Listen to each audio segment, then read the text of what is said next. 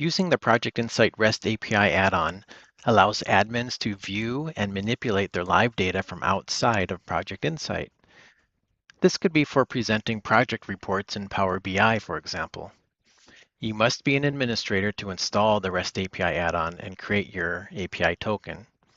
In this video, I'll quickly show you how to get started. The first thing you want to do is come over here and click on Add-Ons, and then come to Get More Add-Ons. And right here at the top, you'll see REST API Access. Click this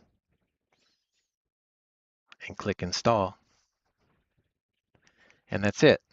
The next thing you'll do is come over here to Configure the add-on.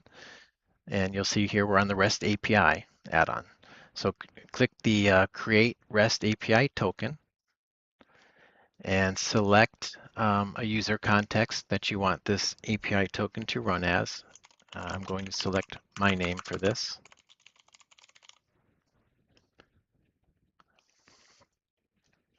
And I'll name this Power Demo or Power BI Demo.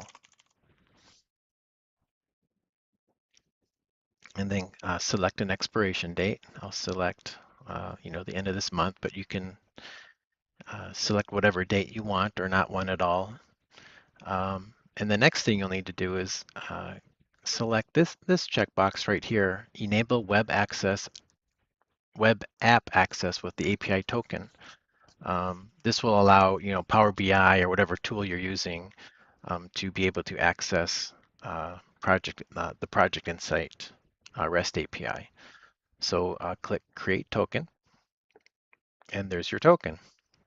You can copy this and paste it into whatever tool you're using in order to connect in.